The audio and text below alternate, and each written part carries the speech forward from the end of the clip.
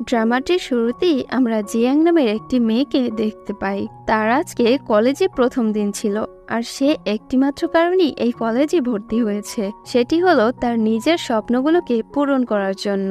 এদিকে জিয়াং একটি ছেলেকে খুব পছন্দ করত, যার নাম ছিল গুহাও।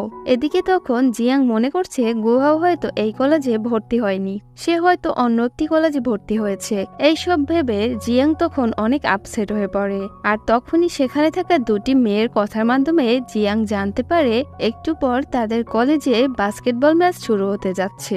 আর সেখানে জিয়াং এর তাড়াতাড়ি যাওয়া প্রয়োজন, কারণ পরে গেলে হয়তো সে বসার জন্য কোনো জায়গাই পাবে না।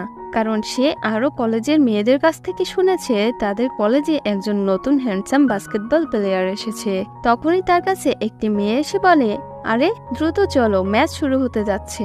যাই হোক, এদিকে তখন আমরা বাস্কেটবল খেলা দেখতে পাই। জিয়াং তখন বাস্কেটবল খেলা দেখে সে তখন তার স্কুল লাইফের সময়গুলোতে হারিয়ে যায়, যেখানে আমরা দেখি গুহাও বাস্কেটবল খেলছিল আর জিয়াং তাকে দেখে মুচকি মুচকি হাসছিল।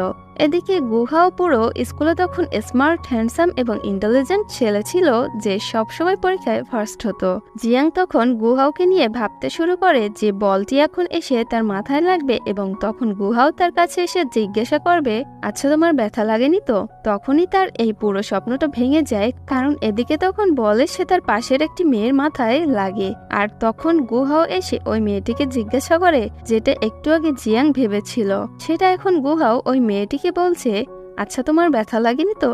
আর এটা দেখে তখন জিয়াং ভাবতে থাকে আমি কতটা আনলাকি। যাই হোক, এদিকে যখন জিয়াং গুহাওয়ের সাথে কথা বলার জন্য তাকে পিছন থেকে ডাকতেই যাবে, তখন সে পা পিছলে মাটিতে পড়ে যায়। তখন জিয়াং গুহাওয়ের সামনে লজ্জা পেয়ে সেখান থেকে তাড়াতাড়ি উঠে দৌড়ে পালিয়ে যায়।